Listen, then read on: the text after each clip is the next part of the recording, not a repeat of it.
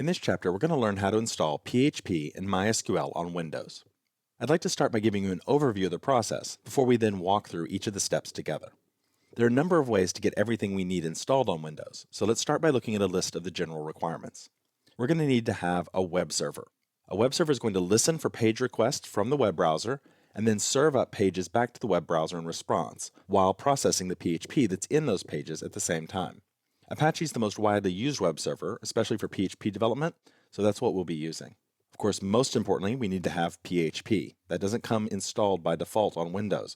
We're going to need to add it. Version 5.4 of PHP is the current version as I'm recording this, but version 5.5 is going to be releasing very soon.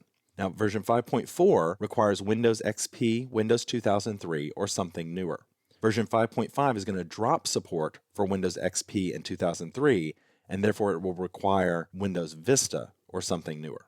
I'm going to be installing on Windows 8, but the process for installing on any version of Windows is going to be very similar. Now, almost everything that I'm going to teach you in this tutorial about PHP will work with any version of PHP 5, even future versions. And anytime there is a difference between versions, I'll be sure to call it out and highlight it to you. So if you have an older version of PHP than what I've got, or if you've got a newer version that's come out since, don't worry.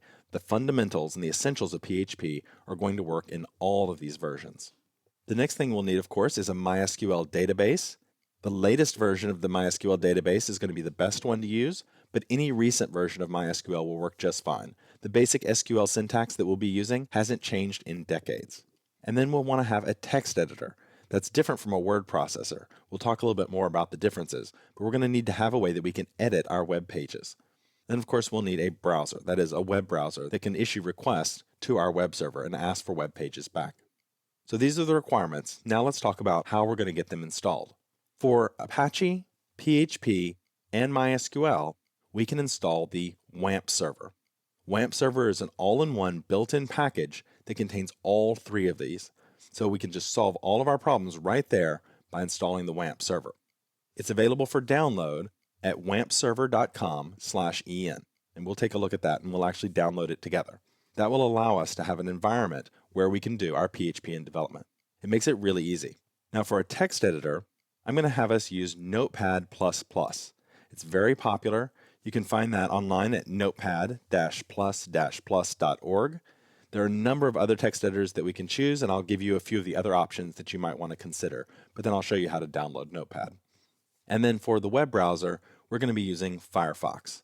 Now, any browser will work.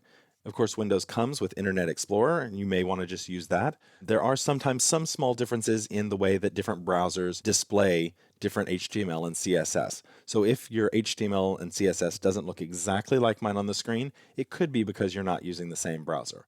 I think most of the things that we're going to be doing should be cross-browser compatible, so it should be okay regardless of which browser you use. But Firefox is what we'll be using, and if you want to make sure that yours looks like mine, that would be a good choice. So now that we understand the steps that we're going to need to take, let's get started by downloading and installing the WAMP server.